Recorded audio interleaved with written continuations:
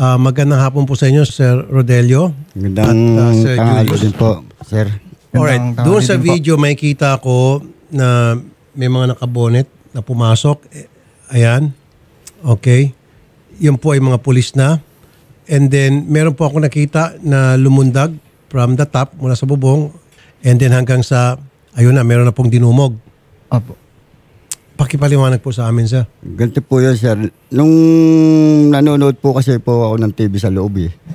Ngayon, nung nanonood po ako ng TV, tung manugang ko, kaya ko po nalaman na may ibang tao sa loob, yung manugang ko po na nagsisigaw. Yung palang asset, nandun na po sa may tapat ng hagdanan. Sa loob ng bahay nyo? Opo. Ngayon, nung paglabas po nung sinundan ko po. Paglabas ko po, nakita ko na nga po yung mga pulis na yan. Mga mga nakabunot na. Yung mga anak ko nasa may pinto kaya pala maingay. Ngayon lumabas po ako. Sabi ko, sir, ano po bang naging problema? Bakit to parang haras na haras po yata yung pagkakaano nyo? Kasi ginagano yung yung pinto. Gate po namin eh. Okay. Ngayon po, sabi po nila sa akin na may tinatago daw po kaming kriminal. Gusto nilang hulihin. Bakit daw po namin pinatakbo sa taas? Okay. Sa bubong. Sino po yung kriminal na hinahanap nila? Elmer daw po pangalan. Elmer daw po eh. Kilala niyo po yun? Hindi po namin kilala yung Elmer eh. Okay. Ngayon, yung nasa bubong po na sinasabi nila siguro, yung umakyat na yung galing sa bubong na bumaba sa yung sasakyan. pumasok doon sa loob. Tumulay siya pababa ng sasakyan. Opo. Yung po yung pumasok sa loob. Ayun po yung asset po nila. Ayun yung asset. Opo. Pero yung pinahanap nila nasaan? Wala po. Wala po. Wala doon. Wala po. naman po kasing tatakbuhan doon sa taas eh. Wala rin pong dadaanan sa likod.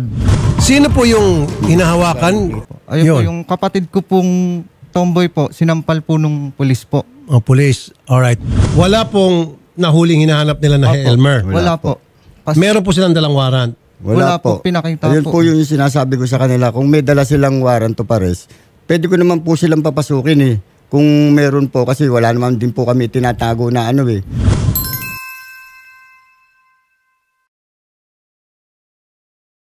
Puro babae po yung nando sa loob ng bahay ko, mga anak ko tsaka mga apo ko po. Kaya kung meron silang dala, okay lang po na pumasok sila kung may dala. Wala po kasi marami na pong nangyayaring ganun po sa amin eh. Okay. Nakulong po kayo? Opo. Nagpiyansa lang kayo? Opo. Gaano katagal kayo nakulong? 1 linggo, Mahigit 1 araw. Ano po yung kaso? Kinasuhan po kami ng direct assault tas disobedience po. Direct assault and disobedience. Opo. And then, nakapagpiyansa lang po kayo? Opo. Ininquest po kayo? Opo, Opo, in-inquest po. Direct assault to person in authority. Opo. At nakasibilyan sila. Opo. At wala silang pinakitang warrant of arrest. Wala po. So natural, kahit na sino, pag kinukumpranta, lalo kung ako, meron nang nakasibilyan, nakabonet, sinusuntok ako, may pagsuntukan ako. Natural. May kita natin ulit.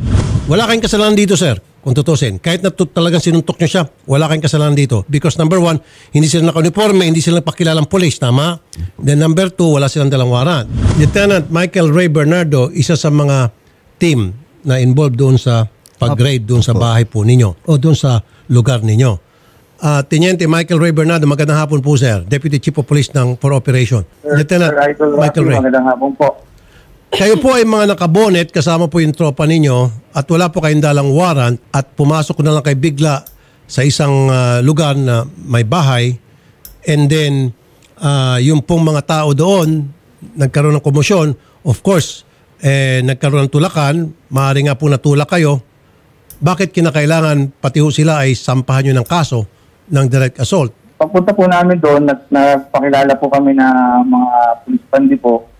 Hindi pa po kami nakakapasok at nga po, pagtara po sila ng kanilang gate, hinarangan po ako nitong mag-ama at inassault na po nila ako. Teka muna, sir.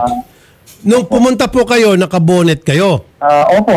Okay, meron kayong warrant, pinakita nyo? Dala nga po ng urgency kasi po yung pong hinahabol namin ay considered po notorious, armed and dangerous. Tatlo po ang kaso niya for robbery. Okay. Hindi po basta po pwedeng... Sige, nandun na po tayo. Meron kayong hinahabol, armed and dangerous. Tapos ngayon, kayo po ay nakabonet at nakasibilyan at nagpapakilala kayong pulis. Sinabi niyo pulis kayo. Nagpakita ho ba kayo ng mga chapat ID? Bago pa po namin magawa yan, tinulak na po nila kami. Kailangan, sir, kapag kayo po ay nagpakilalang pulis, lalo pat nakabonet kayo, Nagpakita kayo ng ID. Buti nga, hindi nyo ginawa sa akin yan. Kung ginawa nyo sa akin yan, talagang upak-upakan kayo, sipa-sipahin kayo, tadyakan kayo. Kung merong pamalo, papaluin kong mukha nyo at ulo nyo. Kasi malay ko kung hold upper kayo. Malay ko kung kayo ay akyat bahay. Natural. Ang immediate reaction, normal reaction ng isang tao na nabigla to defend himself, to defend his property. In this case, ginawa lang niya yung narapat. Sana sir, hindi kayo nakabonet. Kung kayo po ay naka-uniforme, igagalangin kayo. In this case, nakabonet kayo, tapos wala kayong dalang warrant at wala kayong pinakitang ID o tsapa, natural. Magre-react sila ng negative against you. Ito na nga po yung pinag-usapan namin ngayon sa Senate Yung POP, Police Operational Procedure, hindi nasusunod Kulang sa training Nag-fail dito ang PNP kaya nagkakaganito ngayon ng sistema natin sa pagkakandak ng PNP ng kanilang operation. Teniente, so ngayon, nagkatulakan. Tama? Pero bago niya sa tulakan, yung hinahanap yung suspect, nandun ba sa bahay na yon? Po, nakita po yan ng isa sa mga kasamahan ko at nakatakas na nga rin po dahil hindi na po namin siya nahabol sa pilan nga po kami. Nakatakas. Ang dami-dami nyo sana, kung talagang marunong kayo, pinalibutan yung lugar. Sana may nakaposte sa labas. Di ba? Lahat ng exit point. Planado sana sir, bago kayo mag-serve ng warrant, lahat ng exit point, pinostea ng mga tao ninyo. Ang nangyari, sabay-sabay kayong nagsiakyatan. Ako, hindi ako pulis sir pero I would have done that if I was the team leader. I would have asked some of my people na ikaw, dito ka sa point A, sa may pinto, ikaw sa point B, sa may bintana, ikaw sa point C, sa gate, etc.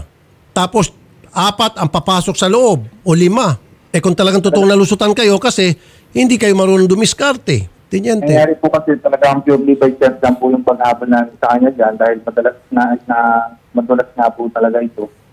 Apo, yung hindi po namin dyan talaga na-process yung Oo nga, nandun na tayo, Teniente, by chance. By chance ba yun na nag-ready kayo magsuot ng bonnet? Nakapag-isip pa kayo magsuot ng bonnet? Kung by chance, so ibig sabihin, in your daily operations, dala-dala nyo inyong bonnet? Nakakatakot kayo. So baka yung mga akyat bahay nangyayari dyan sa inyong lugar, baka involve yung mga tao ninyo. Dyan sa Bulacan, pag merong akyat bahay dyan nakabonet, wala na kung ibang pagbibintangan, kundi grupo nyo. Kasi sabi mo by chance, and then by chance, nakabonet agad kayo. Ganun po kasi talaga yung routine namin. Kasi po, face pass lang po namin yun at talagang nakasigilyan lang po.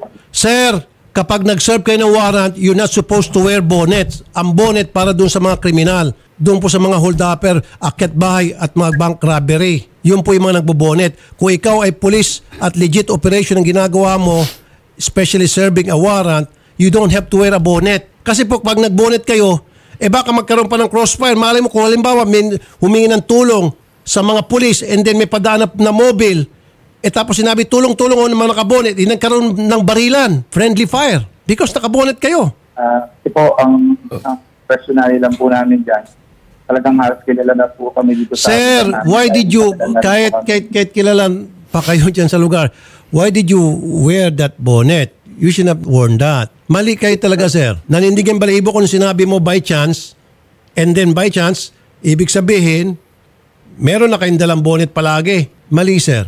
If you want to serve a warrant against a criminal, kailangan di po kayo nakabonet. Ulitin ko, sir, paano kung merong mobile car na padaan doon, tapos isa mga citizen, concerned citizen, sabihin, nagkakaroon ng kaguluhan doon, may mga nakabonet doon, mga armadong kalalakihan, di nagkabarilan. Siyempre, yung nakamobile, bubunot ng baril yun. Ngayon, nagulat kayo, babaril yung nakamobile, magkakabarilan doon. Nag-guess nyo, sir? Sir Idol, pag may mga ganun po kasi kami dispatch, coordinated po sa mga uniform personnel namin. Kahit na, sir. Paano, sir, kung halimbawa, yung mga tao lang doon na pangkaraniwan, na may baril, o nag-react. Kahit na ako, sir, kung halimbawa, nangyari sa akin yon, may mga nakabonet, tapos nagkakaroon ng kaguluhan, and then nagkataon, nandun ako mismo, at ako isa sa mga natulak. Bubunot ako ng baril kung dala ko yung lisensyado kong baril. Di ba, sir? Di nagkabarilan tayo. Hindi, sir, kayo dapat nagpapadalos-dalos.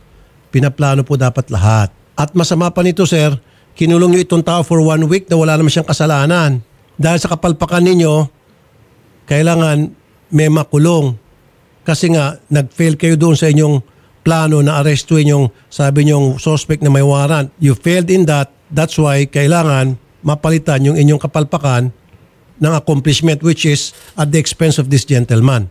Mali ka talaga dito, sir. Kayo hubay naka-body cam, sir? Mga alternative recording device lang po kami pero hindi na po natin nagamit yan dahil na Isa pa yan, sir, sinabi ko yan kay Chief PNP. In fact, sa mga hearing namin sa Senado, I suggested that dapat lahat ng operatiba, especially serving a warrant, dapat they should be wearing body cam. And I was informed, yes, they are. They've been instructed.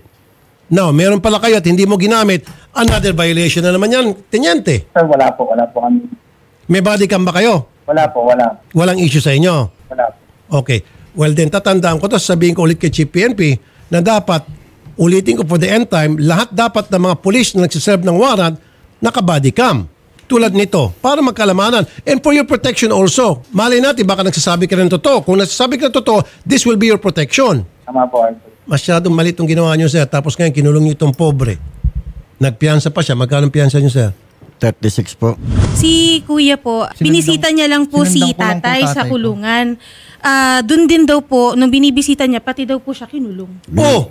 Binugbog niya nga po eh. Tas Pesasampal binugbog niya daw eh. po, opo. Awang-awa nga po ako Sa sa anak police ko eh. station. Tawagan mo si Garrett. Ipapahirin natin sa Senado to.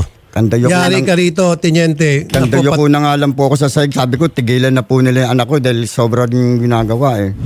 Teniente Bernardo, sir. So, Yes, sir. bumibisita lang pala itong anak sa kanyang tatay, pati ito, kinulong nyo at binugbog nyo pa. Sabi po nila yan, allegation lang po nila yan. Nagsasabi po ako ng totoo, sir. Bumisita ka tapos kinulong ka. Po. Kasi sabi ng nanay ko, sundan ko daw po yung tatay ko. Mm. Tapos yung pagkasunod ko po, tinanong ko pa po sila, asan po tatay ko? Tapos binitbit na po nila akong 3. Sakal-sakal niya po ako.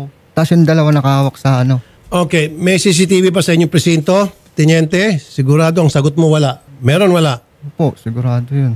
May mga naka-install po doon, pero hindi ko po alam sir kung Ito yung sinasabi ko. Okay, good. Ngayon, ayoko marinig na yung CCTV sa oras na pumunta doon, itong anak ni Sir Rodelio ay sira.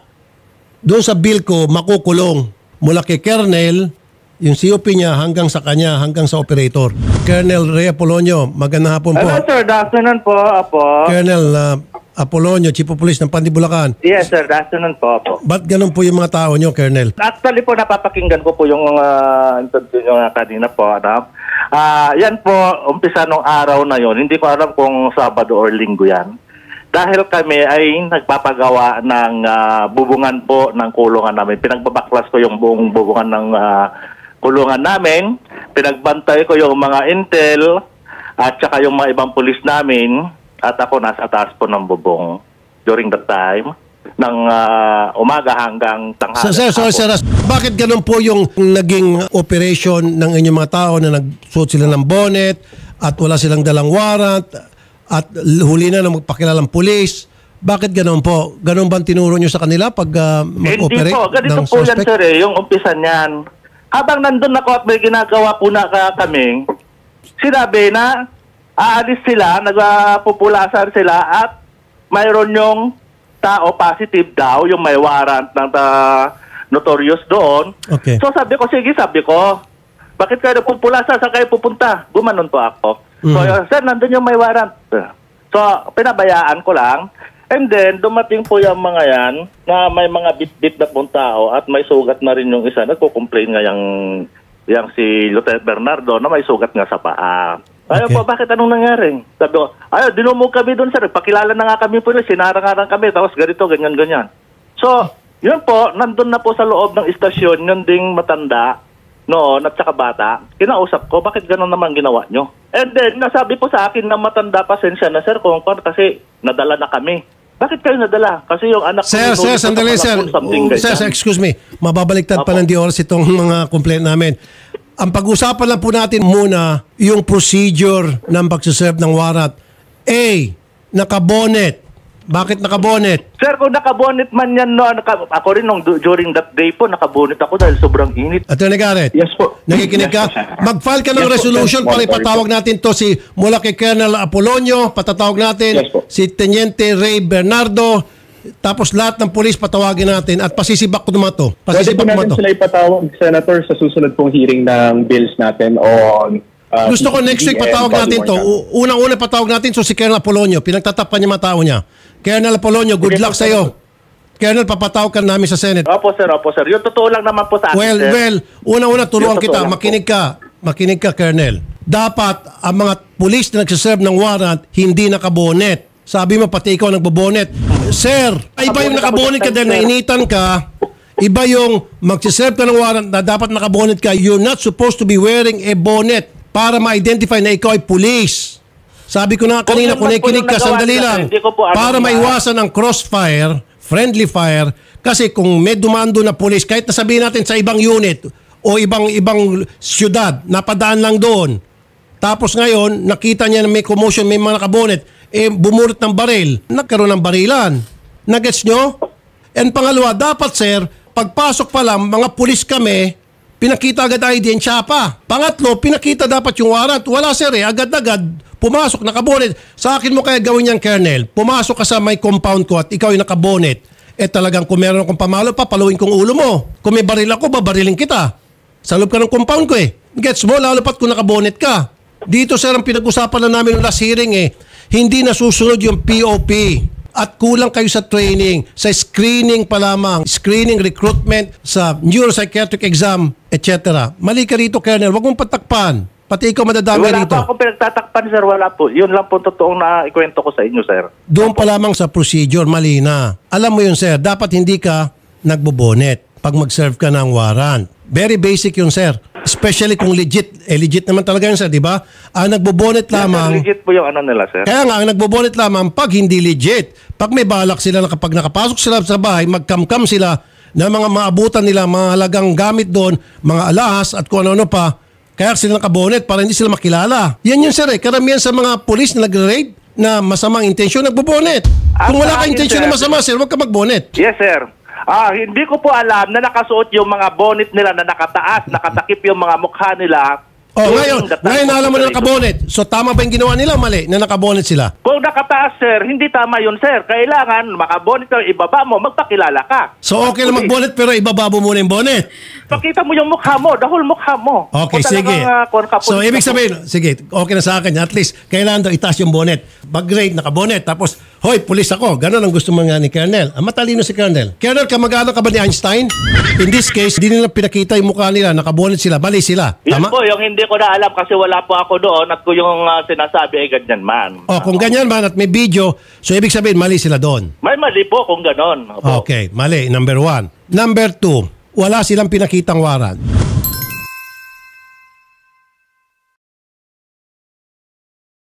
So, number 3, sana man lang sir, doon sa raid nila, nakalabas na yung kanilang mga ID.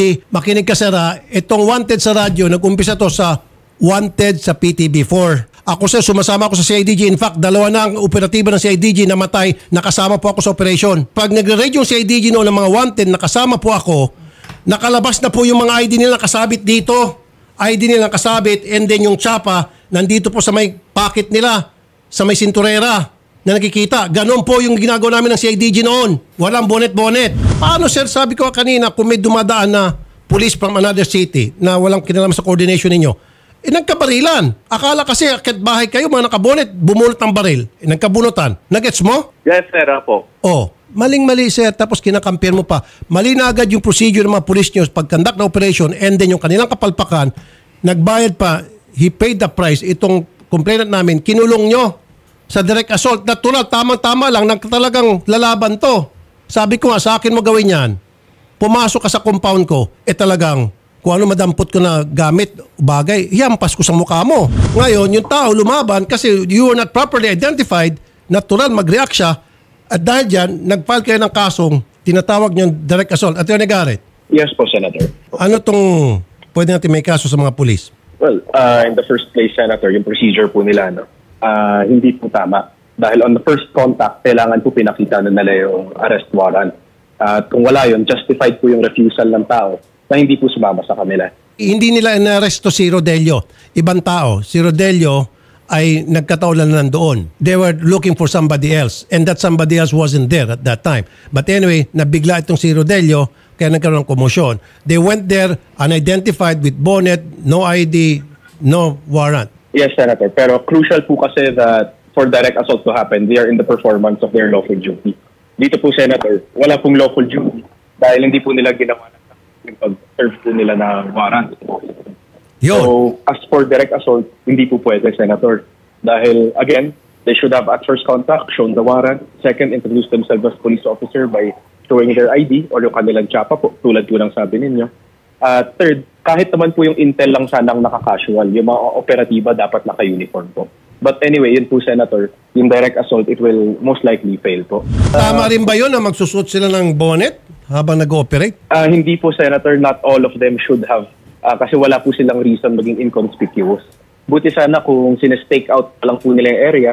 Pero dito po kasi arrest operation na, Senator, they should appear as much as possible to be policemen para less confusion po, Senator. Mag-ano ka nga nito, Garrett, next week, ipatawag natin sa Senado mga to para hindi na ito maulit in aid of legislation. We have to investigate and we have to come up with laws na para mapigilan na mangyari itong ganitong klaseng kapalpakan, and then ang nangyari sa kanilang kapalpakan, naging kawawa yung taong bayan? Yes po, Senator. Actually, yung nangyaring to, this is a cost for us, yung staff po, na madaliin pa natin po yung body cam and yung CCTV cameras natin. This could have all been prevented if yung naisip nyo pong law has already been passed. At the same time, yung sinasabi ko, yung police operational procedure from the screening, recruitment, yung neuropsychiatric exam, etc.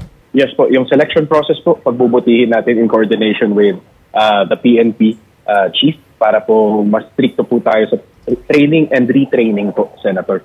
Also, Sen, I'd just also like to add, no, yung hindi po nila paggamit ng body camera, pwede po natin silang i-contempt of court. I would suggest the family na mag-file po sa korte ng motion to cite them. Hindi, sa sinasabi niya, wala raw silang body camera. Opo, Senator, the Supreme Court clearly provided sa kanilang administrative circular na kapag wala kayong body camera, you should have filed a motion sa court asking for permission gumamit ng alternative recording devices.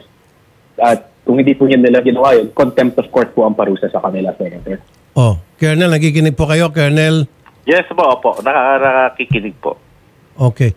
At saka, Colonel, may camera daw ho dyan sa presinto ninyo? Mayroon po. Okay. Gumagana po ba yan? Gumagana po yung alam ko kasi nakikita ko rin okay. naman naman. Yung araw na pumunta po, ito mag-ama, na dinala dyan sa presinto mag-ama, gumagana ba yon? Yan po, ikakailanganin po namin sa investigasyon namin sa Senado.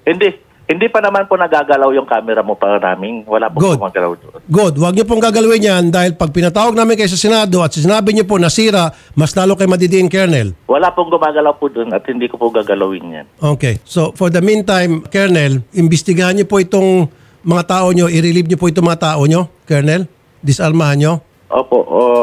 Kasi po yung sinabi nila sa akin dyan, nung tinanong ko... Sir! Yes, sir. Opo. Alam nyo naman po, sir, kayo na mismo nagsabi kanina na may mali yung tao ninyo. So therefore, kung may mali ang tao ninyo, dapat may sanction yan. At ang pinakamababa dyan... Yes po, ganun po yung claim ng complainant po. Hindi, sir, ikaw na mismo nag-amin na may mali doon na dapat pag nag-grade kayo, hindi dapat naka-bonnet at saka dapat may dalang warrant na pinapakita yung warrant at saka dapat may nagpakita ng ID which all of those weren't followed. So, mali yung mga tao mo. Saka masama pa, pinakulong itong tao sa kasong direct assault. Hindi applicable yung direct assault doon.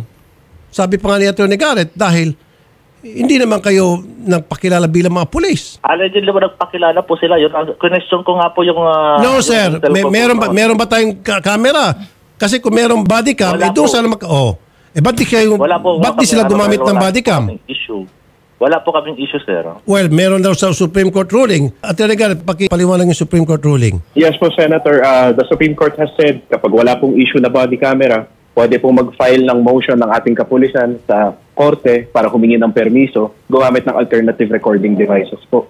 At ang kaparusahan kapag hindi po ito nasunod, contempt of court po, Senator. Oh, nakinig ka, Colonel? Opo, napakinggan ko po. Oh, hindi nyo nasunod yan. Dapat meron kayong recording device or something na para ma-record yung mga pangyayari, yung mga ginawa nyong operation. Sabi ng Supreme Court yun. Opo. O, paano yan? Nasanla pa ang bahay ng... sinanlan yung bahay nyo? Opo. Para makapagpiyansa lang? Opo. Colonel, Sir. naisanla pa yung bahay nitong pobre para makapagpiyansa lang. Hindi kayo ng konsensya, Colonel? Teniente Bernardo, sir, nasanla po yung bahay ni Mr. Vicente para siya po ay makapagpiyansa sa kasong isinampa nyo na baluktot. Ang laki pong kapalpakan to ginawa nyo, Teniente. Police Colonel Jean Fajardo, spokesperson ng PNP. Colonel Fajardo, magandang hapon. Magandang hapon po, Senator Tulfo. Okay, hindi po available si General Acorda. alam niyo na po itong kaso. Ba't po kami napatawag, Colonel, Madam? Nabanggit na po sir ng staff niyo po bago po tayo nagkausap, Sir Rafi. Request ko sana, ma'am, habang inimbestigahan kasi ipapatawag ko sa Senado mga ito. Siguro po, ito po mga involved ng mga pulis.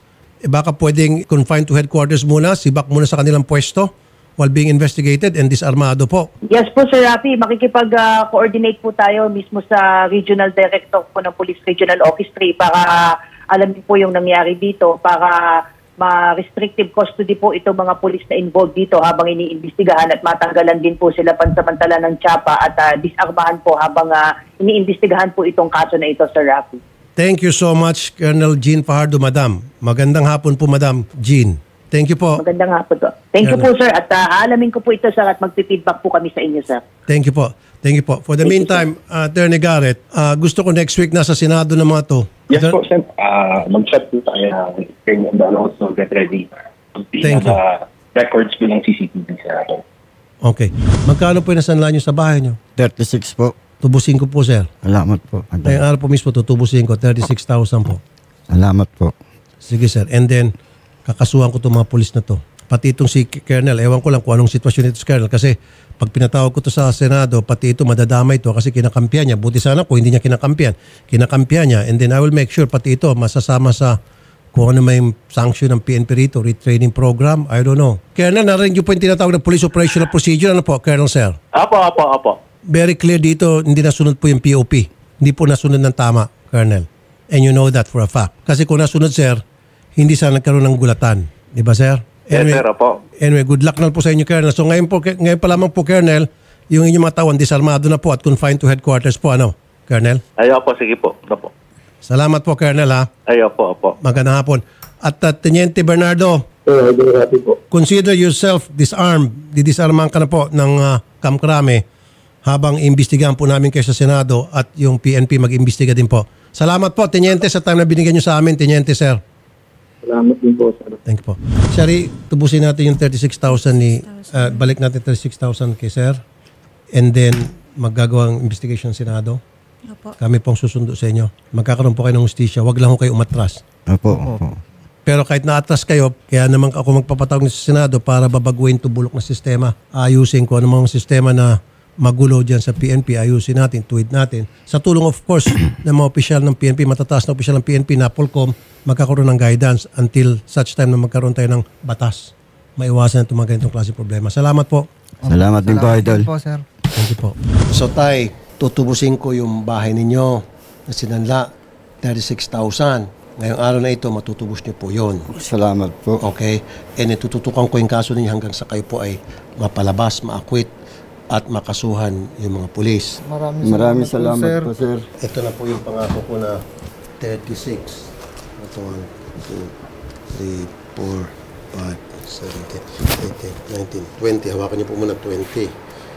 1, 2, 3, 24, 25, 26, 27, 28, 29, 30, 31, 32, 33, 34, 35, 36. Yan po. Maraming salamat po. Yan. So matutubos niyo na po yung bahay ninyo. Sir, maraming salamat po talaga sa Wala nga naman bulsa. nagawa niyong kabutihan, sir. Kabutihan, sir. Sige po, bulsa niyo. Para po hindi na po maulit yung mga karasang mga pinagagawa nila. Dahil po kasing nangyayari ganyan po sa lugar po namin.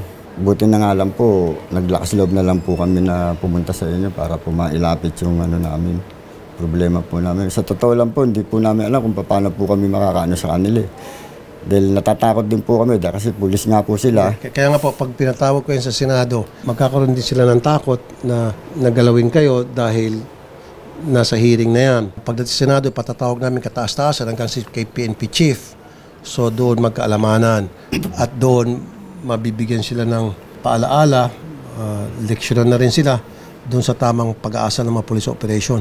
At kasama na doon mapaparusahan sila. Paano po yun, sir? Kasi yung tinitiran po nila halos magkatabi lang po ng babae. Magkatabi lang po ng babae. Dito po kami sa Tresila, sa Pandi Village. Dito, palengke lang po yung kaya nga po, pagdating po doon sa kausapin na si Chief PNP.